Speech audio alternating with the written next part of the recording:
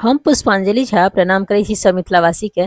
आइ जे छै से आइ कटहल के सब्जी बनबे वाला छी। बहुत जल्दी बन के तैयार हैत कुकर में। तो सबसे पहले जते कटहल लेबै ना बिल्कुल सेम क्वांटिटी में प्याज ल लेब और बहुत मेही मेही प्याज के काट लेब। तकर बाद जे छै से कुकर चढ़ेलहुँ है गैस पर आ गैस के फ्लेम जे छै से मीडियम राखब और ओहिमे जे छै से सरसों के तेल देलिए है आ 2टा इलायची 2टा लौंग और 4टा 5टा काली मिर्च देलिए। आधा चम्मच जीर दऽ दियौ और सबके ब्राउन भऽ गेलाके बाद जे छै से एहिमे 2टा सूखल मिरचाइ सेहो दऽ दै छियै।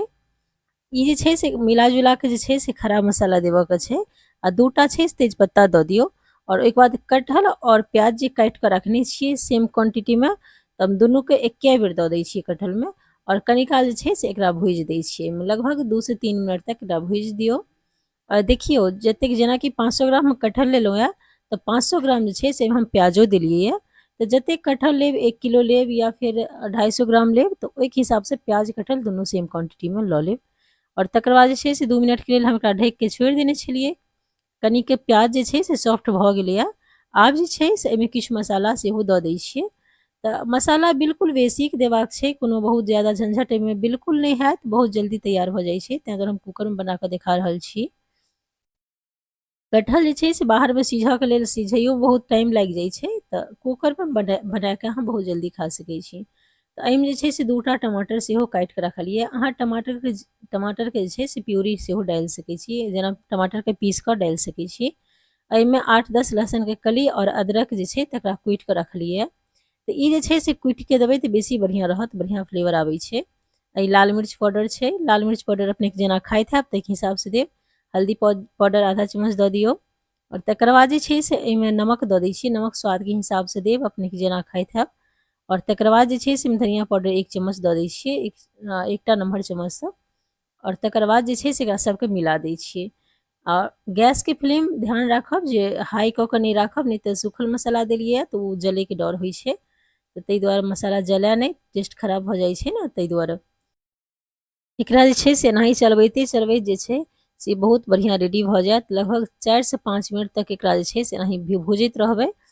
और ओहिके बाद जे छै से ई कटहलके सब्जी लगभग मसाला भुजा गेलैए। आब जे छै से एहिमे हम गरम मसाला से दऽ दै छियै। देखियौ गरम मसालाके जगह पर अहाँ 2टा ऑप्शन राखि सकै छी। एकटा चिकन मसाला ग्रीन साइनके आबै छै तऽ अहाँ ओहो दऽ सकै छी, जँ नॉनवेज नहीं खाइत हैब तकर बादो ओकरा यूज कऽ सकै छी। और एगो जे सब्जी मसाला घरमे यूज करैत हैब तऽ सेहो यूज कऽ सकै छी, अपनेके जे नीक लागै।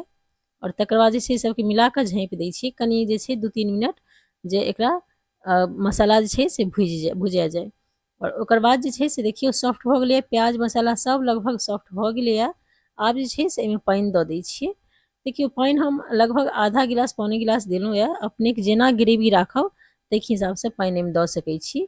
ग्रेवी पतला राखब तऽ मतलब जेना अपनेके राखि सकै छी, गाढ़ा पतला जेहन ग्रेवी राखि सकै छी, रस जेना राखि सकै छी, ओहिके हिसाबसँ पानि देब और एकरा सेट कऽ दै छियै। ई बिल्कुल रेडी भऽ गेल हन। एकरा लगभग कुकरमे सेट केलाके बाद जे छै से 2 सीटी 3 सीटी लगा देबै।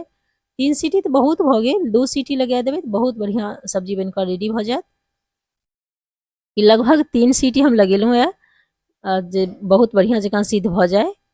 देखियौ ई बनि कऽ रेडी भऽ गेल हन। बहुत बढ़िआँ लागल और बहुत सबके टेस्टी लागलनि हन।